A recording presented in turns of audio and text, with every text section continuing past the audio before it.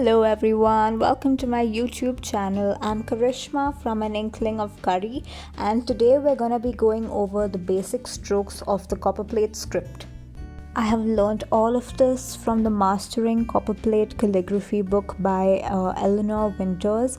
So it's a really helpful book. I would definitely recommend that you read this book before you start practicing any Copperplate calligraphy.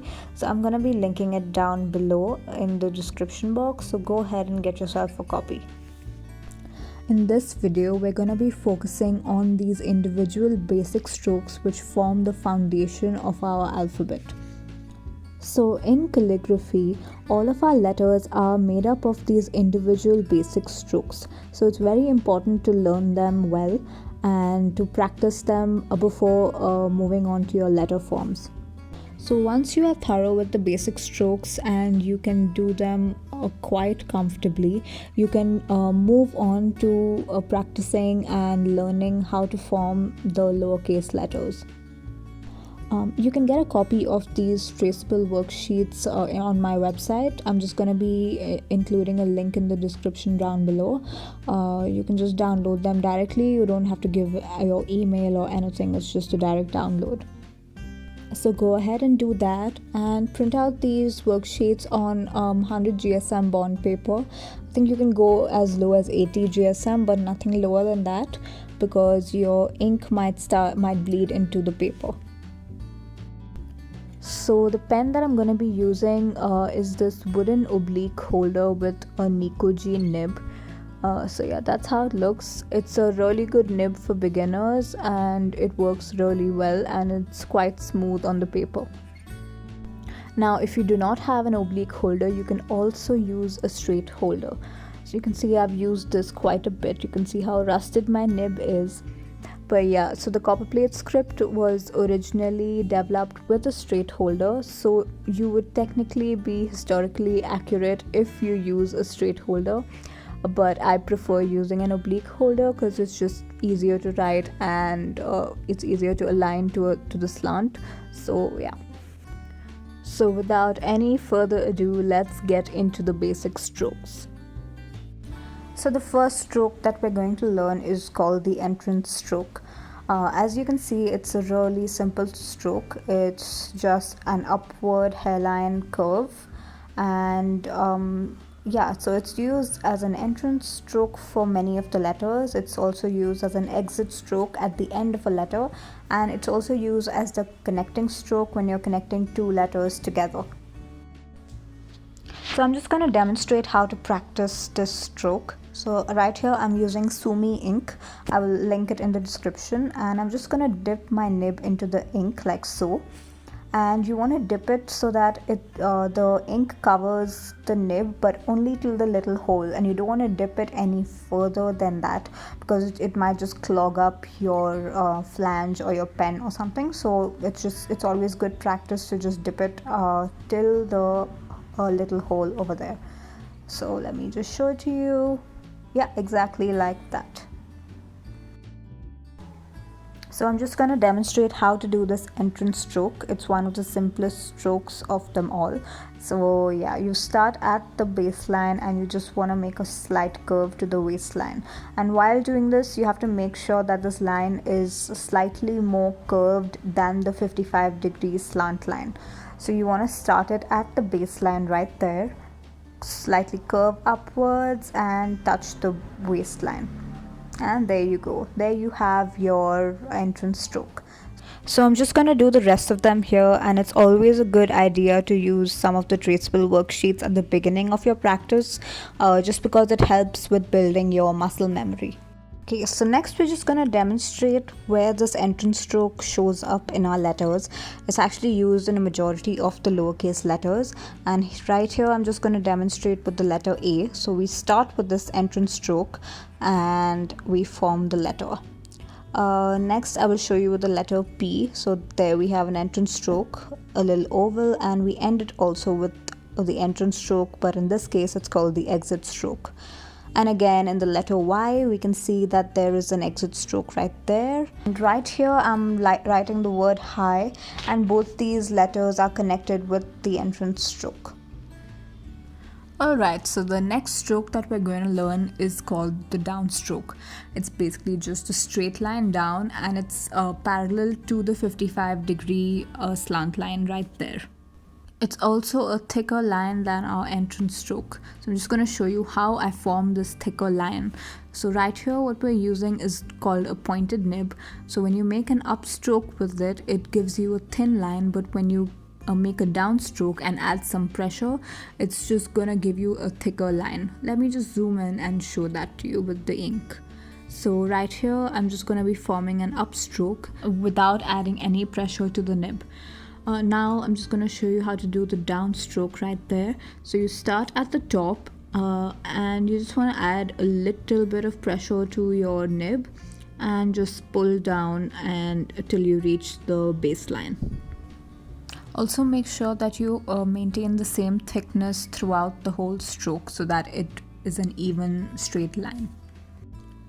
The next thing to have in mind is that you want to have these square tops and bottoms right here. So I'm just going to show you the wrong way and the right way of doing it.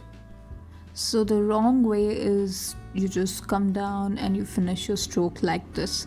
You really want to have square tops and square bottoms for it to look good.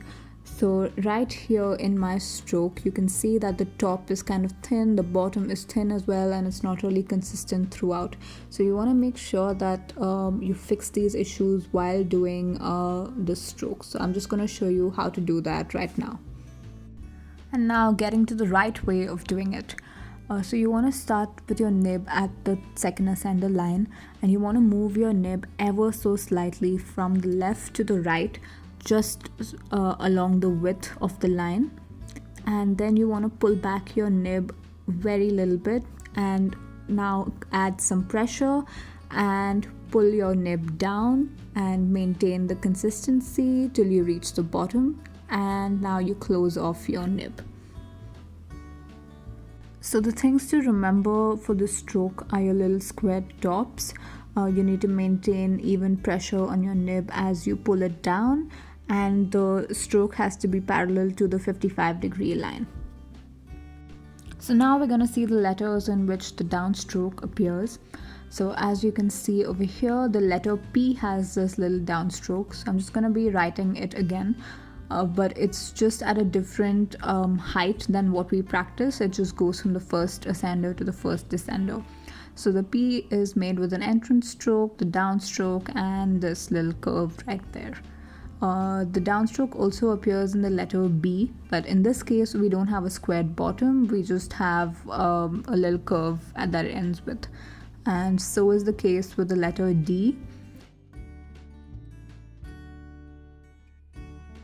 And the downstroke also shows up in the letter H just after the entrance stroke right there.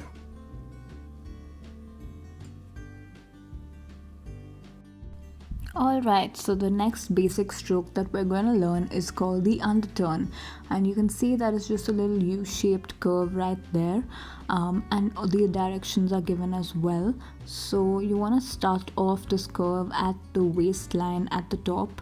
And as I taught you in the previous stroke, you want to square off your tops from there and then add some pressure, and as you approach the baseline you want to release the pressure a little bit and curve and finish it up at the waistline again. So I'm just gonna do a couple of these strokes right here, and then I'm gonna tell you the things to look out for while practicing the stroke, and I'm also gonna tell you some of the mistakes that I made.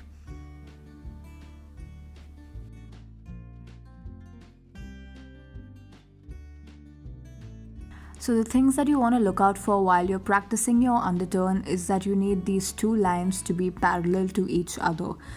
So in this stroke right there, you can see that the right side of the line is not really parallel to the left. It's slightly more curved. So I'm just going to mark that out and I'm going to write not parallel. So it's always good to make these little notes while you're practicing so that you know where you made a mistake and you know where you have to correct yourself. Because if you do pages upon pages of practice without really correcting yourself, you're not going to see a lot of progress.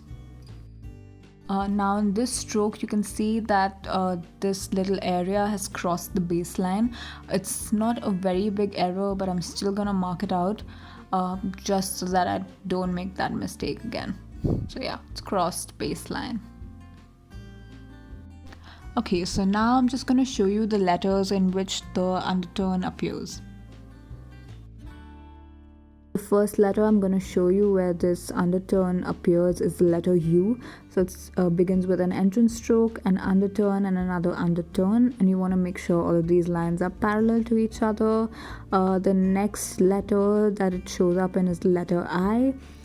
It also shows up in the letter T and in the letter D. In the case of the letter T and D, these underturns are extended higher than usual. It also shows up in the letter W, yeah, as you can see. Okay, coming to the next basic stroke, we have the overturn.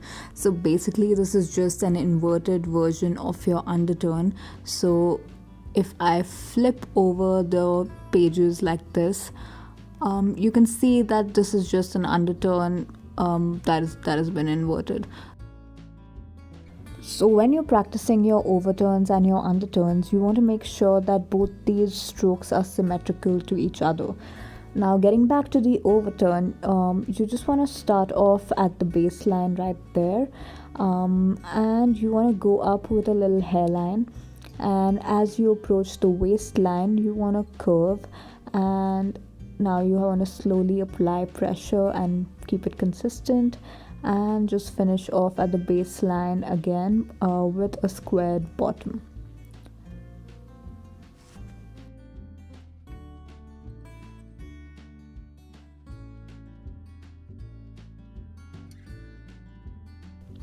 So yeah, just gonna zoom in a little bit so you can see the stroke a little better. Again, start at the baseline, go up to the waistline and come back to the baseline. So yeah, it's quite an easy stroke.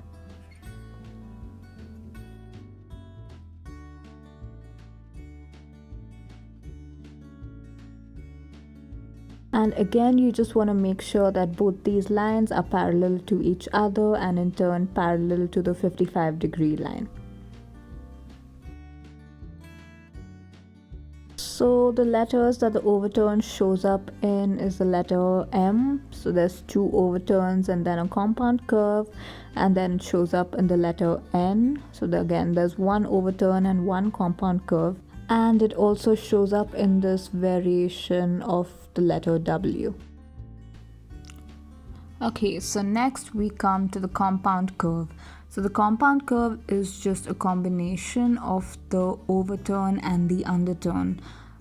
So to form the compound curve, we start off exactly like we do for the overturn. So yeah, start at the baseline, go up to the waistline, and slowly add a little bit of pressure as you're coming down. And you want to add pressure a little below the waistline like I show you here.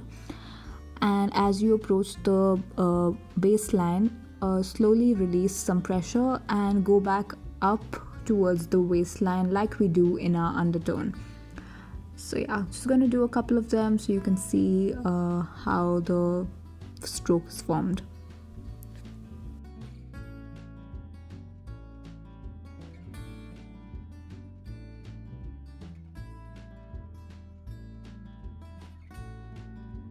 So I made a little mistake here. So the space between the lines are not really equal. So you have to make sure that this space is equal throughout. So I'm just going to give you a little example right here. So I'm drawing my compound curve again, and basically this space right here should be equal to this space. So yeah, it takes a bit of practice, but just keep at it and you will get there. So the letters that the compound curve shows up in is the letter M, like I showed you before. So we have two overturns and then a compound curve. Then it comes in the letter N, so that's with one overturn and one compound curve. Then we have it in the letter P, actually just one of the variations of the letter P. Then it shows up in the letter V, the letter Y, and also the letter H. It's quite a few letters out there, so yeah, make sure you practice your compound curve well. Okay, so the next basic stroke that we're gonna be talking about and learning right now is the O form, or just a basic oval shape. So make sure that you practice this stroke very often and very thoroughly, because this oval shape forms the basis of your Copperplate script. Alright, so I'm just going to show you how this stroke is formed. Let me just zoom in for you a little bit. Yeah, there you go. So yeah, you want to make sure that your oval is slanted towards the 55-degree line. So yeah, so you want to start off at the waistline. Slowly add in a little pressure. When you reach the baseline, release that pressure and go back up to complete your oval. Alright, so I'm just gonna do another oval for you without tracing it. So yeah, so starts at the waistline, add a little pressure, come down and complete your oval.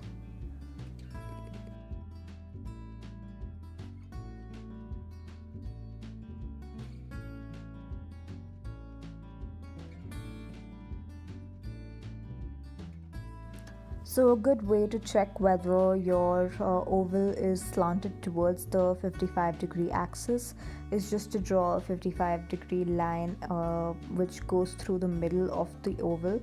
And as you can see, this line literally bisects the oval into two equal parts. And there you have your O form.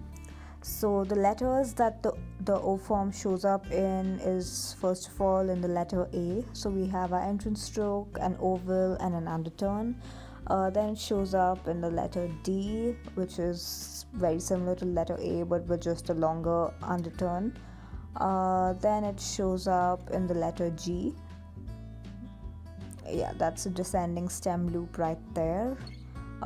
Then it shows up in the letter O, and finally in the letter Q.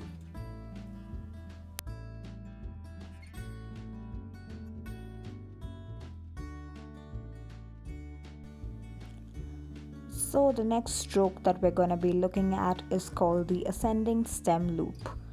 So you just want to start off this stroke at the waistline right there and slowly go up with a hairline, no pressure at all. And as you reach the second ascender, curve towards the left, add in some pressure to your nib and finish off the stroke at the baseline with a little squared bottom. And there you go, you have your ascending stem loop. So this little stroke right here comes in the letters that have ascenders, so like your letter B, H, K, L and so on. Yeah, so I will be showing those letters in the next section. And also, while you're practicing the stroke, make sure that this downstroke right here, the thicker one, is parallel to your 55-degree slant line. So as I said before, the ascending stem loop shows up in the letter B and it ends with a little underturn right there. Next it shows up in the letter F and the ascending stem loop is slightly extended in this case. Next it shows up in the letter H. So yeah, and we just add our compound curve right there. And next it shows up in the letter K. And finally it shows up in the letter L along with a little undertone. And now we've reached our final basic stroke. This is called the descending stem loop, and basically we need to start it at the waistline right there. Add a little pressure, make sure that it's parallel to the a 55-degree slant line, and as you reach the second descender, slowly curve back up, make a little loop, and finish at the baseline. So I'm just gonna practice a few of them and show them to you. So this descending stem loop is just an inverted version of the ascending stem loop. So if I flip over my page, you can see that it looks exactly like our ascending stem loop. So yeah, the ascending stem loop is formed that way, whereas the descending stem loop is formed the other way around. So yeah.